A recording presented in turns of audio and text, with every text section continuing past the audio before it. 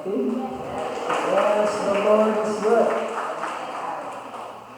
Ang Panginoon ay tapat kailan pa man. Amen? Ayan, ginawit po ni Ate Celia. Talaga naman po isisigaw niya yun ni Ate Celia. Alam ko po ang life story ni Ate Celia.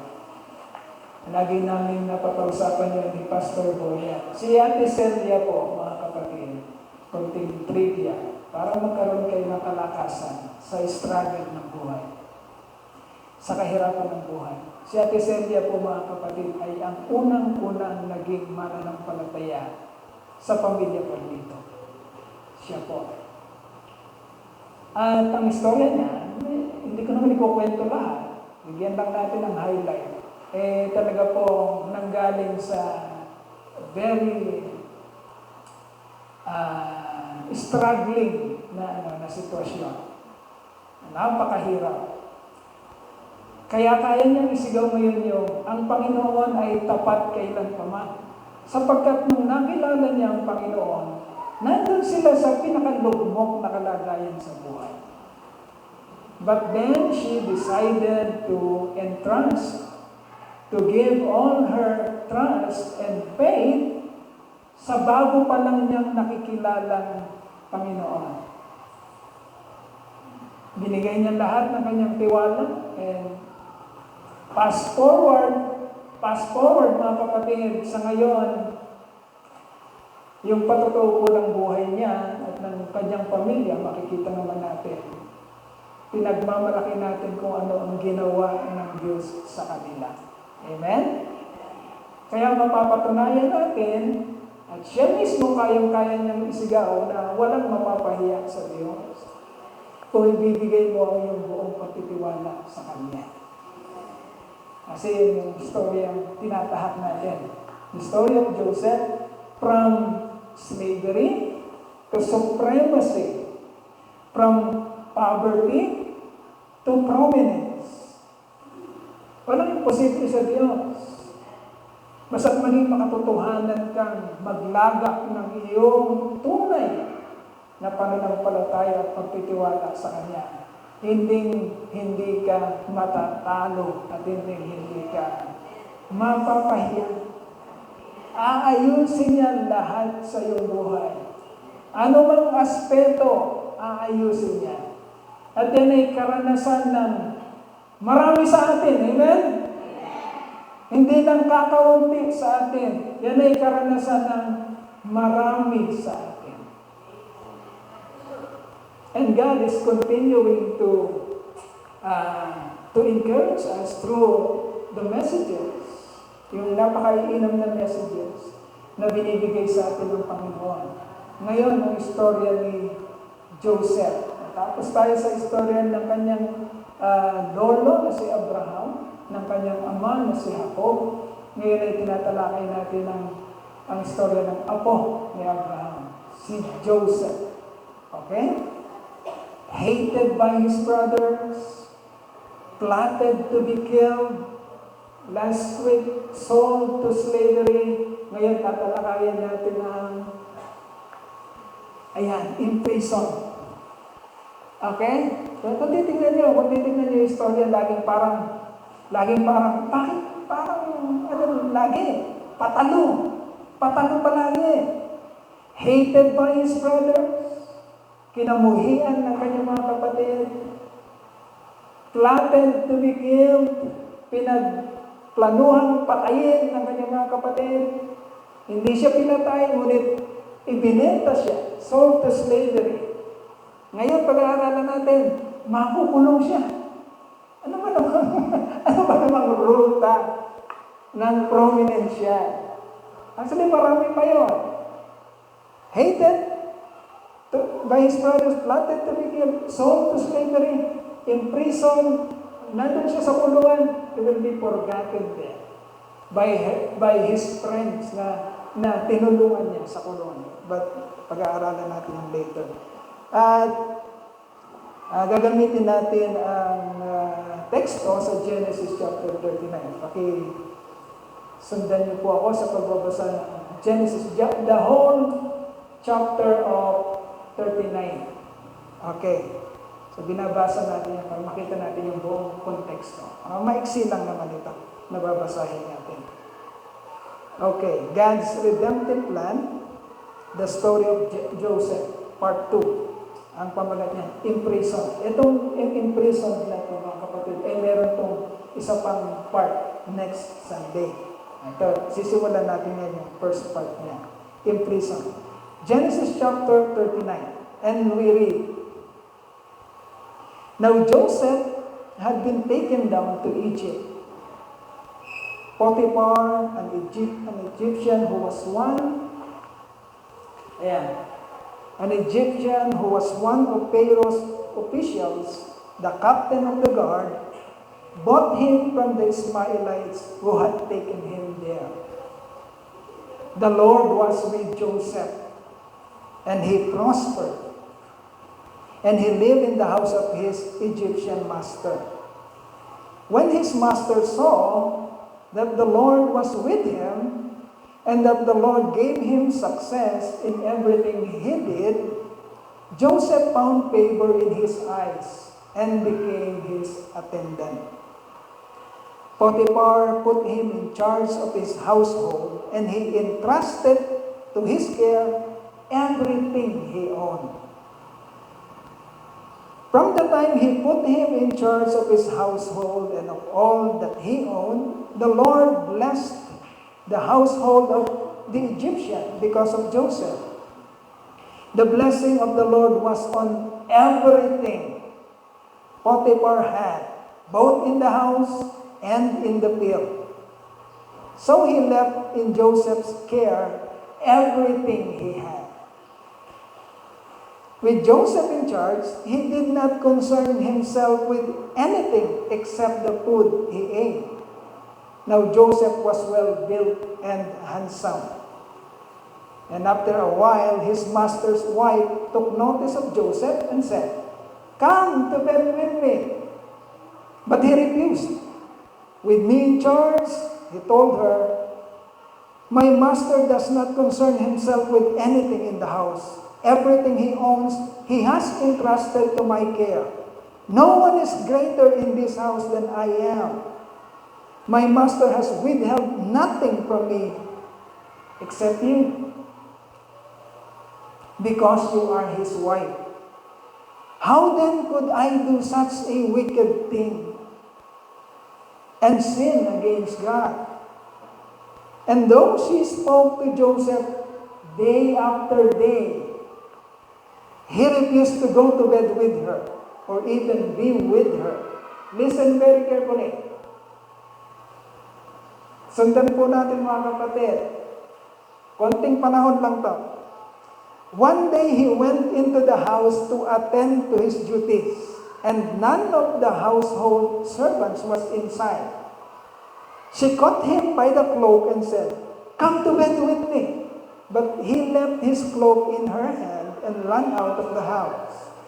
When she saw that he had left his cloak in her hand and ran out of the house, she called her household servants. "Look," she said to them, "this Hebrew has been brought to us to make sport of us. He came in here to sleep with me, but I screamed. When he heard me scream for help, he left his cloak beside me and ran out in the house." She kept his cloak beside her until his master came home. Then she told him this story. "That Hebrew slave you brought to us came to me to make sport of me." Ibig po sabihin, to make sport of me ay paglaruan ako o hamakin ako. Yan. Dinala mo dito yung Hebrew na yan, yung Joseph na yan, para paglaruan ako, para hamakin kami. Yun yung to make sport of me. But as soon as I screamed for help, he left his cloak beside me and ran out of the house. When his master heard the story, his wife told him, saying, "This is how your slave treated me."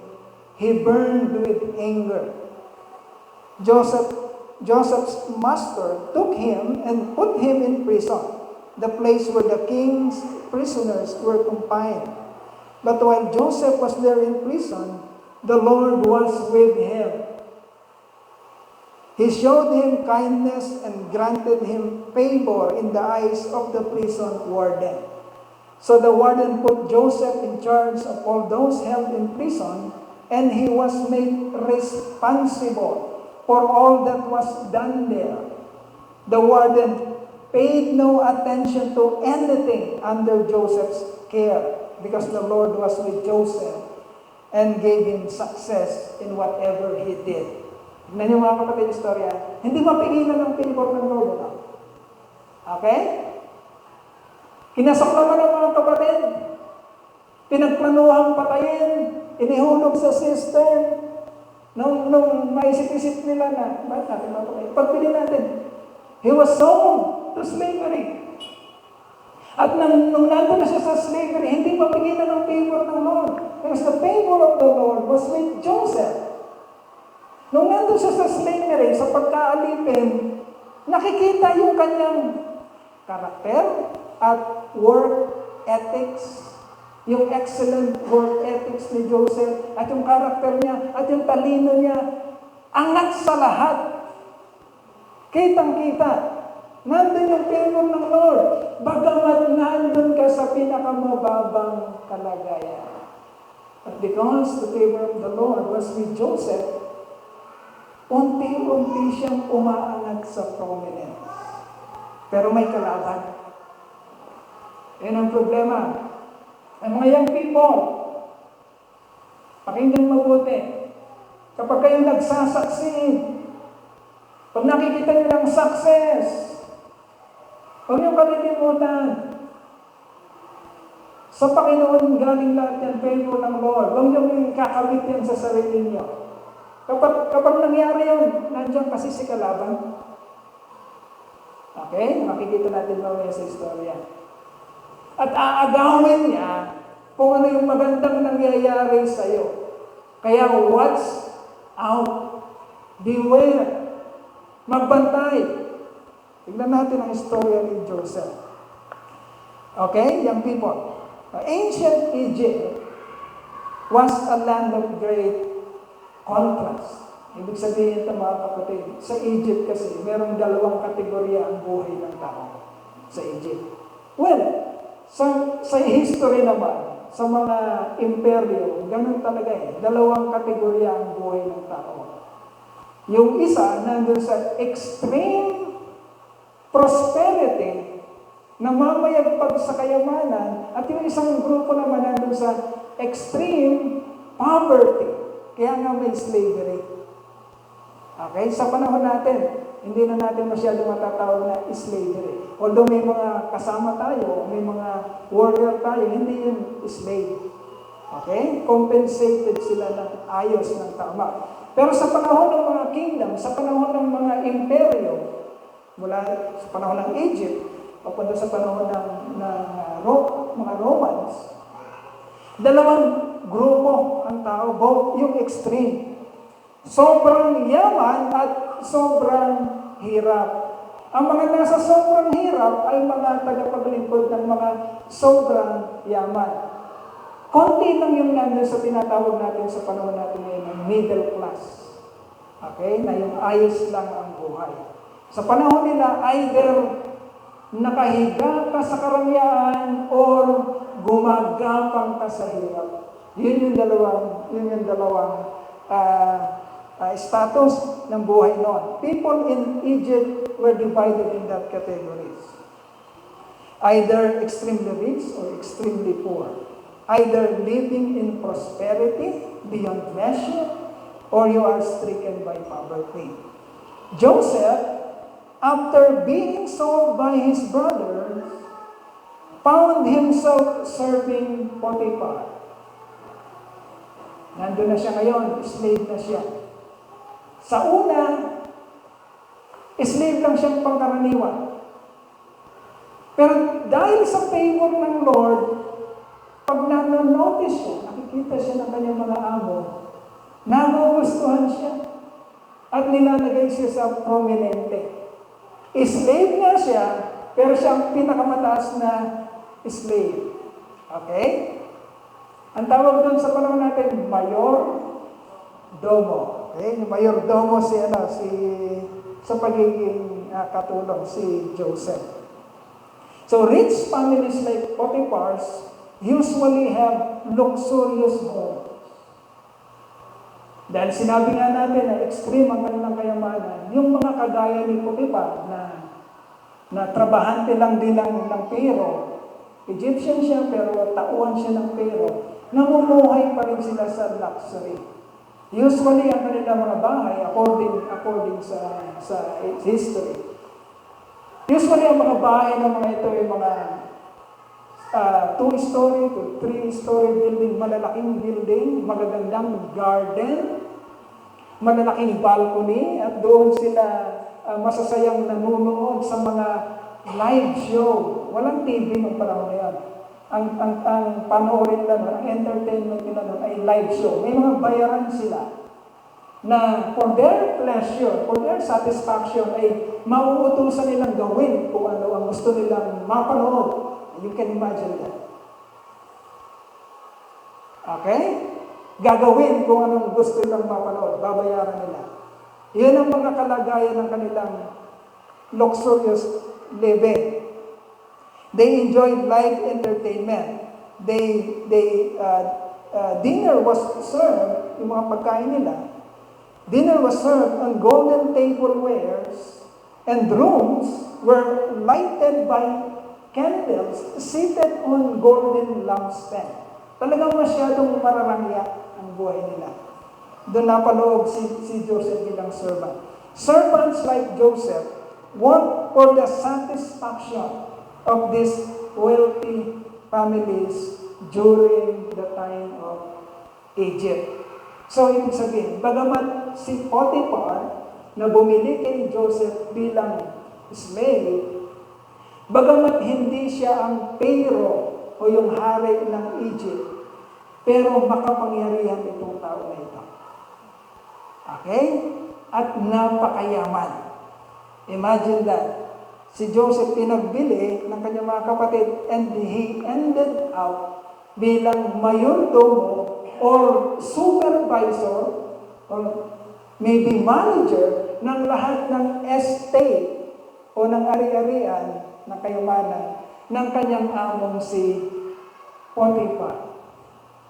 Okay? Yun ang naging si Joseph when Joseph was still maybe at his teenage. And ilang taon siya, young people, ilang taon binenta si Joseph ng kanyang mga kapatid? Ilang taon siya nung binenta siya? O, nasabi natin yan, 17. Okay? 17. O, press pa si Joseph dito sa pagkakabenta. Maybe 2 to 3 years ang nagdaan. Maybe a year ang nagdaan. Wala namang nakasulat. Nang maibenta siya sa bahay ng Potiphar. Ibig sabihin, sa pagtatrabaho ni Joseph na maybe siya ay 18, 19, or 20, or 21, na-notice na siya ni Potiphar. At siya na ay supervisor ngayon sa malaking estate sa ganun kabatang edad. Why?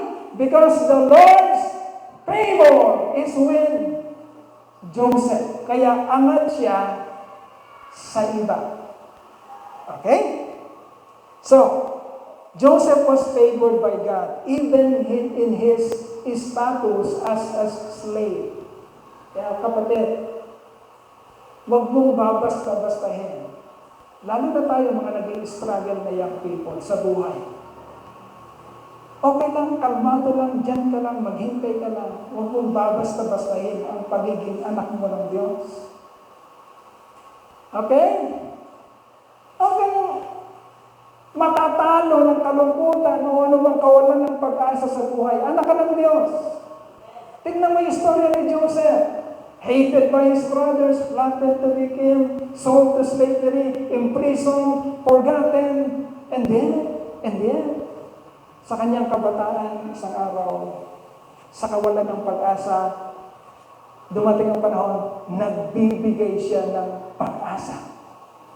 Sa kawalan ng pag-asa, ito ngayon siya ngayon ang magbibigay ng pag-asa. Hindi lang sa kanyang pamilya, kundi sa buong lipi ng Israel. Hindi lang sa Israel, kundi sa buong kaharian ng Egypt, ng mga Ehipto. Okay, Joseph was favored by God even in his status as a slave. In verse 2, God gave Joseph success in everything he did. Ganun ka rin, kapatid, kung matututunan mo ang katotohanan. Yun ka. Nanggaling tayo sa tema na yun highly favored. You are highly favored because you are a child of God. Huwag mong babasta-bastahin nyo, kapatid. Dapat magbigay sa'yo ng lubusang pag-asa, kumpiyansa, kapayapaan, ang katotohanan na ikaw ay anak ng Diyos because you are highly favored. And if the favor of God is with you, nothing can stop you from going to the life that God has wanted you to have. Pupunta ka doon. Kapatid, maghintay-hintay ka lang, huwag kang mag-give up. At huwag mo i-atras ang iyong pananampalataya at pagtitiwala sa Diyos. Listen very carefully. Lalo na sa mga kabataan. Joseph's work attitude was noticed by Potiphar, and Potiphar was impressed by it. Pag pinapanood niya si Joseph. Ngayon, si Joseph ba, mga kapatid, dahil sa kanyang pinagdaanan, alam niya, ang istorya niya, bago siya naging slave doon. Slave na nga siya ngayon Dapat mayaman siya sa poder ng kanyang ama. Pero ngayon, slave siya, trabahante. Alipin. Tapos alam niya ang kanyang istorya. He was hated by his brothers. Walang nagmamahal sa kanyang mga kapatid. He was plotted to be killed. Nadinig niya yun. Sa mga kapatid niya, patayin natin yan. Patayin natin yan. Sagaban yan sa atin. Nagtatalo-talo siya, papatayin si Joseph. Pero merong Reuben doon na, wow. Kaya naihulog lang siya sa sister. Alam niya, ang istorya niya. Huwag na natin patayin, sabi ni Judah. Ipagbenta na lang natin para kumita pa tayo. Pag pinatay natin, ano bang kikitain natin yan? Ibenta na lang natin, meron pa tayong napakinabang sa kanya. Alam niya lahat ang istorya niya. So Joseph has all the right to para mag-emosyon na lang sa buhay. Okay? Sapagkat puro na lang hirap itong nararanasan niya at sakit ng damdamin.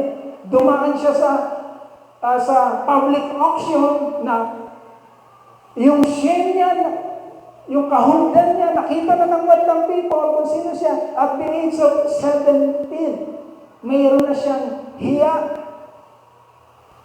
Binata na siya, nakahubad-hubad siya doon at ini-inspect, ang nakakuha nga si Potiphar, ini-inspect siya, gusto ko ba itong slave na ito o hindi? Buo ba ang ngipin nito o hindi? Maganda ba ang buhok niya o hindi? May kurikong ba siya sa singit o wala? Titignan lahat yun. Dinanas ni Joseph lahat yun at he has all the right para mag-emosyon sa buhay. Bakit pa ako gagalaw? Bakit pa ako magtatrabaho? Wala namang nagmamahal sa akin. Ganito nang nangyayari sa akin. Bahala na. Magpapakalugpok na lang ako. Pwede siyang pagganon. But no. Because Joseph has wisdom coming from God. Nagpatuloy siya sa buhay. Pinakita niya ang good work ethics.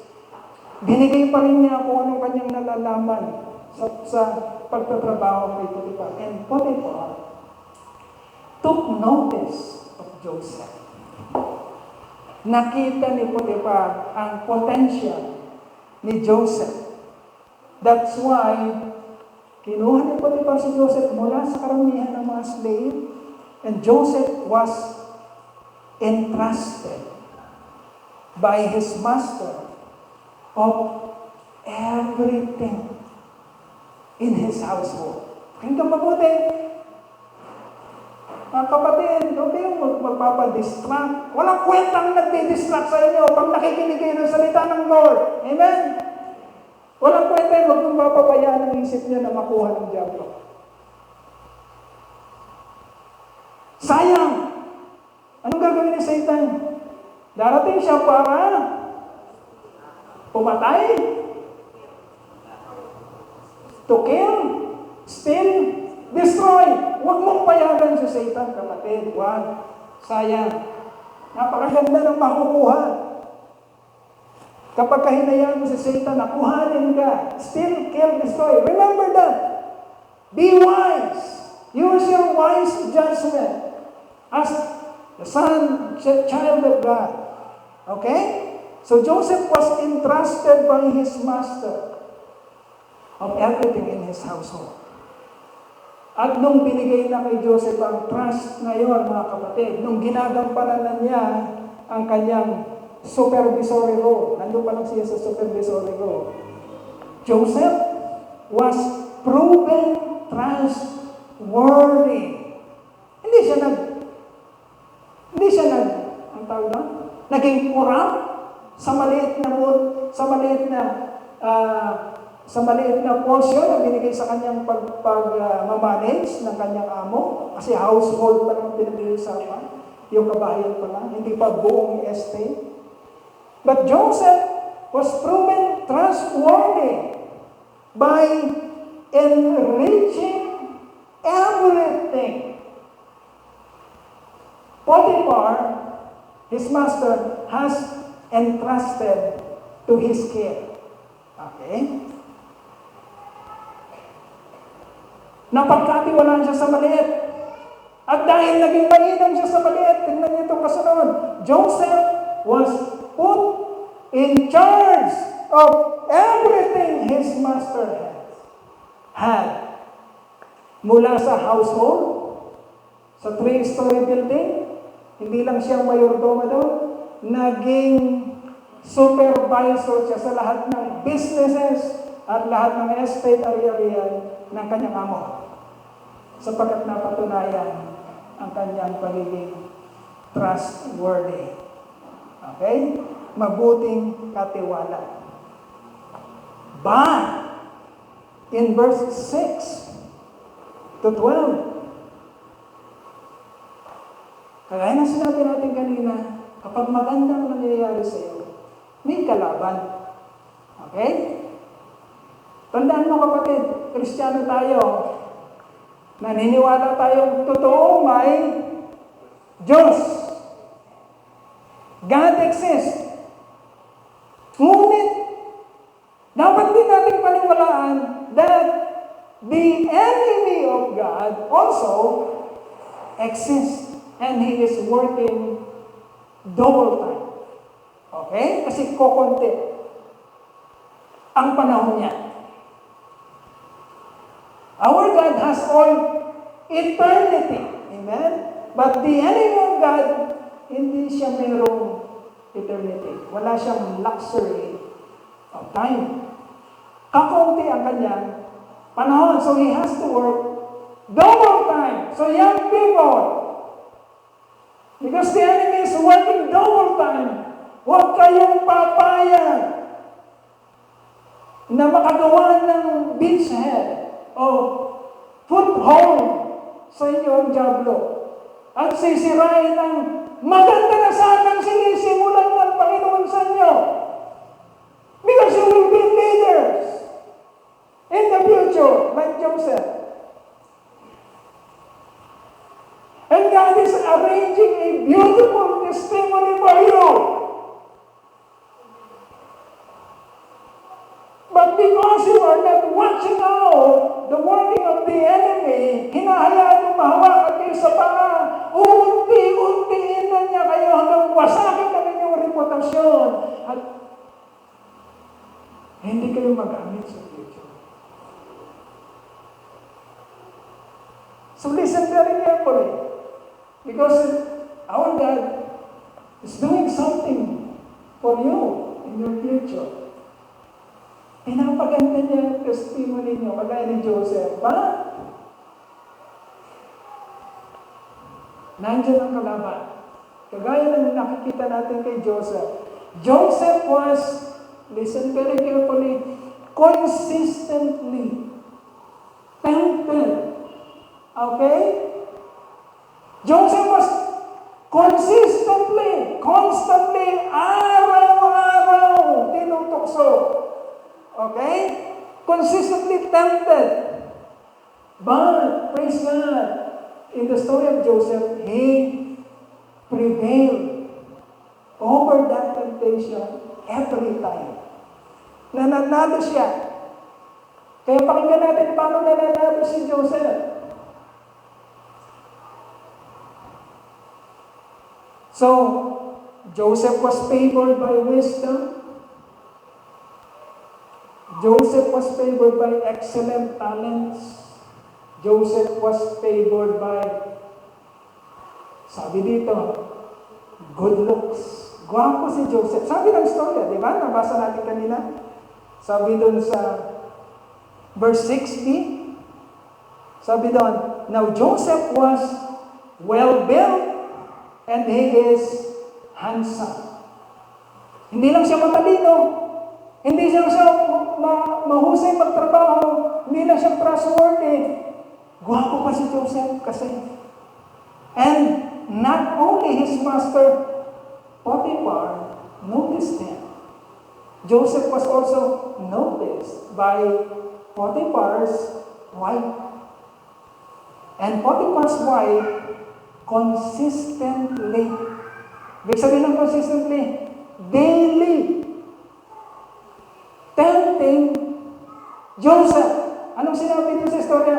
Joseph, come to bed with me. Wala yung asawa ko, Joseph. Halika dito.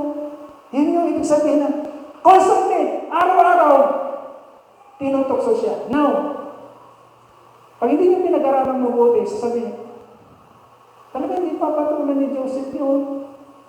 Yung 40% pangit yun eh. Sino nagsabi sa inyo pangit yun? Sino nagsabi sa inyo matanda yun?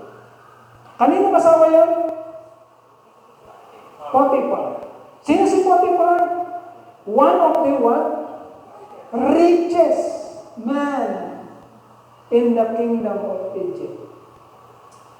Imagine this. Kung ang isang slave, kung ang isang alipin ay kinaka-busi-busisi, tinitignan mabuti bago niya dalhin sa kanyang tahanan, alipin lang yun, how much more ang isang asawa ng isang wala namang Diyos na lalaki.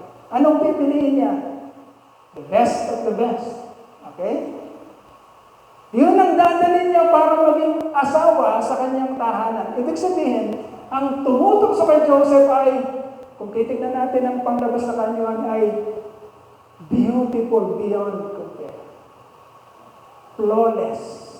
Okay? Na-imagine nyo?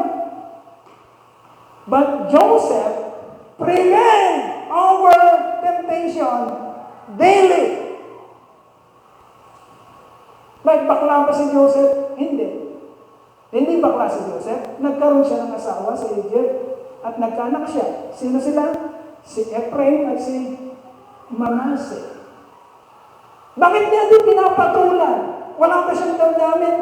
Hindi. Hindi ba siya naaantig? Naaantig. But the fear of God is bigger than the temptation daily. Young people, listen very carefully. Hindi nasira. Although, alam natin, nabasa natin yung storya, sinira ni Potiphar mismo ang testimony ni Joseph. But that's not true. Iba kasi yung nasira ang testimony mo, kasi totoo ang ginawa mo naman. Iba rin yung pinagbintangan ka, pero hindi ka naman gano'n. Kaya nasira ang reputasyon mo. I-recover ng Lord yan sa bandang huli. Kagaya ng kay Joseph. Okay? So, Potiphar's wife took notice of Joseph and seduced him daily. Imagine that scenario. Imagine that scenario, mga kapatid. Araw-araw na lang, aalis yung si Potiphar, yung kanyang misis, iba't iba na ang diskarte. mapansin lang ni Joseph. Okay? Gusto niyang mapansin ni Joseph. Iba't iba na. Mayaman sila. Ang pabango ko ngayon, ito. Hindi napansin. Ang susunod na pabango ko, ito. Hindi napansin. Susunod ko, ganito na yung susunod ko. Susunod, mas daring na ako. Okay? But Joseph prevailed. Overcome all that. Joseph remained faithful and steadfast and overcome every temptation his master's wife offered to him. How? Bakit siya nanalo? Because of the fear of God. Young people, may takot ba tayo sa Diyos?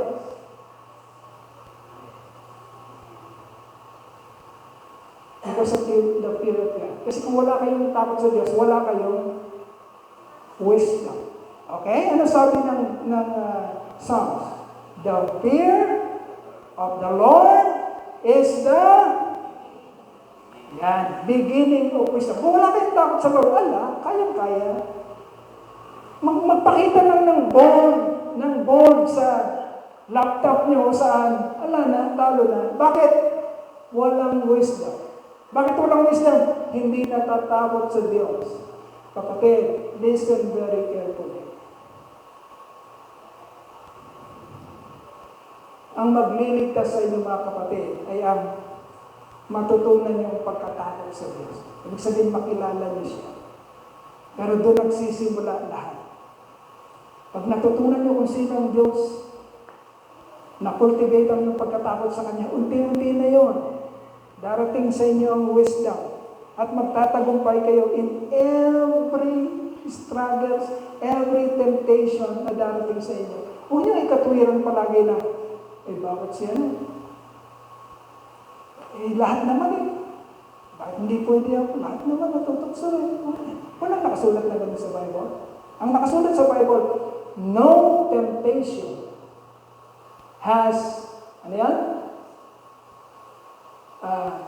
walang tukso na darating sa inyo na hindi pagdadanasin ng lahat. Ngunit, faithful ang Diyos, matapat siya, at bibigyan niya kayo ng kaparaanan at kalakasan para magtagumpay kayo sa mga tukso na darating sa buhay niyo. Kaya huwag niyo sasabihin, okay naman yan, lahat naman No. Huwag niyong pulutin yung prinsipyo ng Diablo, yung pandaraya ng Diablo. Walang nakasulat na gano'n. Makinig kayong mabuti at hanapin ang katotohanan upang madagdagan ang inyong karunungan. Magkaroon kayo ng takot sa Diyos upang lumakas kayo sa mga temptation na darating sa inyo araw-araw, lalo na yung mga papunta na sa kanilang success. Okay? Kung yun, sige, ito na. Successful na ako. I can do everything I want to do. Pwede ko lang gawin. Meron na kasi yung pera. Meron na akong pangalan. Papunta na ako doon. Gagawin ko lang kung gusto kong gawin. Ririgaluhan ko naman ang aking sarili ng pleasure. No? Don't say that. You will regret it. Okay, young people. I-regret niyo. Huwag niyo regaluhan ng pleasure yung sarili niyo. Bakos, pag dumarating ang success, ibalik niyo ng ibalik, itapon niyo ng itapon pabalik. Kanino? Sa Diyos. And He will continue to favor you every step of your way. Kagaya lang nababasa natin kay Joseph. Hindi siya napigilan. Slavery, hindi nakapigil. Susunod, imprisonment, nakapigil, hindi. Kinalimutan siya, nakapigil, hindi. Sang araw, lalagay siya ng Lord sa prominence. Because Joseph feared God, he remained faithful and steadfast, and he overcome every temptation his master's wife offered to him by fearing God. Pagkatapos sa Diyos, at pananatili ng kumpiyansa sa pananampalataya sa Diyos. Young people, gusto nyo maging si Joseph? Listen very carefully. Meditate kung gusto niyo maging si Joseph. Huwag sabihin sa sarili, Pastor, iba naman si Joseph. Special naman ang calling ni Joseph. Ako naman, simpleng tao lang ako eh. Ganito lang ako. Okay lang. Paminsan-minsan magkakamali ako. No? Hindi mo alam ang future mo. Kung sino ka. Si Joseph parang laging end na ang buhay niya. Di ba? Sa mga kapatid niya, parang end na. Nung binenta siya bilang alipin, parang tapos na ang buhay niya. Etong susunod, Joseph was wrongly accused and was judged without trial, parang tapos na. Okay? Ang ginawa ng babae, dahil nagawa na niya lahat, pero hindi siya pinapansin ni Joseph. Talaga bang hindi siya napapansin ni Joseph? Napapansin siya. Okay? Lalaki si Joseph. Pero mas malaki ang takot ni Joseph sa Diyos kesa sa pleasure na kukunin niya sa temptation. Okay? Ano ginagawa ni Joseph? Hindi siya lumalaki. Pag sila lang dalawa, nakadistansya siya. Mga lalaki, huwag kayong pupunta sa apoy. Huwag niyo sabihin, mahusay ako, kaya ko yan. Pupunta ako sa apoy, hindi ako masusunod yan. No. Pag dumaiti kayo sa apoy, sigurado, sunog kayo. Ibig sabihin, pag nilapitan ng temptation at nagyabang-yabangan ka, sunog ka dyan. So, anong ginagawa ni Joseph? Nandun si Potiphar's wife, hindi nga pinangalanan. Ito ang pangalan ni Potiphar's wife. Sabi Potiphar's wife. Pag nandiyan si Potiphar's wife, Joseph was keeping a distance. Okay? Tsaka pag alam niya sila yung dalawa, medyo hindi na pumupunta si Joseph. Pero makulit yung si babae eh. Sunod na sunod. Pero para silang merong social distancing. Para silang Joseph is keeping a distance. Yan. Ikutan sila, ikutan. Ayaw niyang matagidor. Okay? Yan, alam din ni Joseph. Baka hindi niya makayanan pagka dumiretso sila sa gano'n. So, isang araw, nakagawa ng trick, ng paraan yung asawa ni Potiphar. Nadampot niya yung cloak niya. No? Ang cloak sa Tagalog, balabal ba? Balabal. Cloak. Nadampot niya yung balabal ni Joseph at nag-resort siya sa mas matinding evil. Pinagbintangan niya or nagkaroon siya ng false testimony or accusation kay Joseph. Magpasipunta kayo dito. Nagkahasain ako ni Joseph. Ang katunayan niya, ito yung balabal niya. Nung nagsisigaw ako, tumakbo siya pero naiwan niya ang kanyang balabal. Dinala siya dito ng amo natin para pagsamantalahan tayo, para hamakin tayo, para paglaruan tayo. Yun ang kanyang motibo. Yun ang sinabi ng Potiphar's wife. Okay? Potiphar's wife resorted to further evil by falsely accusing Joseph of attempted rape because Potiphar's wife was consistently refused by Joseph. Okay? So, sa darating naman si Potiphar. Yung people, listen. Sa darating naman si Potiphar, yung amo ni Joseph, di ba tuwang-tuwa ko kay Joseph? Mas yumayaman siya sa pamamagitan ni Joseph.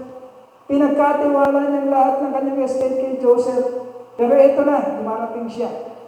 Sinalubong agad siya ng asawa. At sinabi ng asawa, yung dinala mo dito, na Hebreo, yung dinala mo dito, gusto kong pagsamantalahan. Ito nangyari, ganyan. Bigla naman nagalit si Potiphar. Wala nang isip-isip. Wala nang investigasyon. Antimano, itinapon si Joseph without any trial. Okay? Tapos na naman ba ang buhay ni Joseph? Parang end na naman, ano? Ganda na. End na naman. Nasa kulungan si Joseph. Okay? But Joseph did not bother to defend himself. Hindi niya binuka ang kanyang bibig at sinabi, Amo, hindi ganun ang nangyari, Amo. Mali, sinungaling ang asawa mo. Walang ganun nakasulat sa Bible. Hindi niya dinipensahan ang kanyang sarili. Hinayaan niya. Hindi siya umimik. Because Joseph is a type of the coming Messiah. Jesus Christ also was accused of so many evil things. But the Messiah, the Lamb of God, did not even bother to defend himself.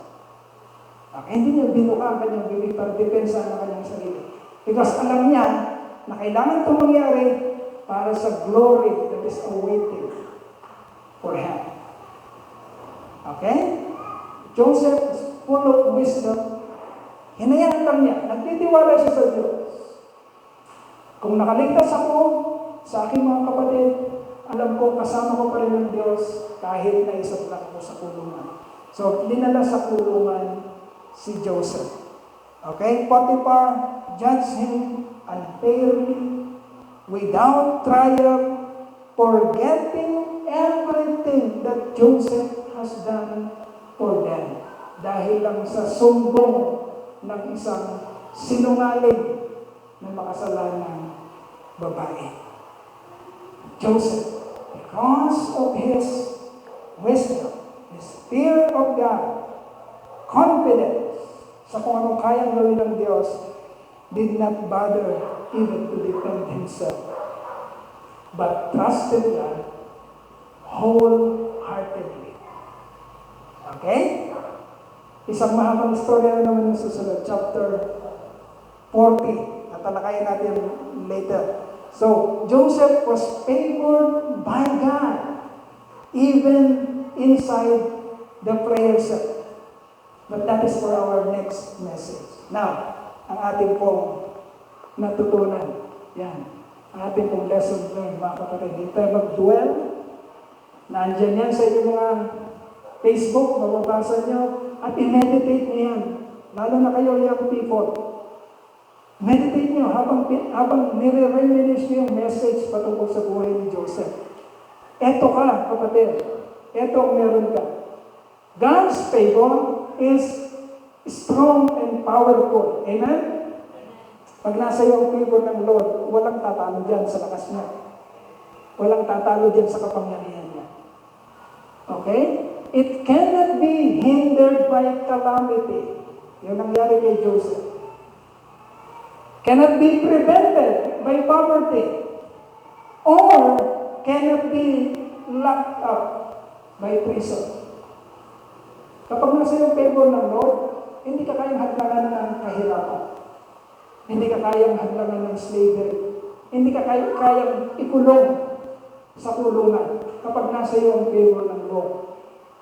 So your best response, my dear brethren, in life, listen very carefully, is to wait patiently and trust God in everything. Like we have heard, we have seen in the life of Joseph.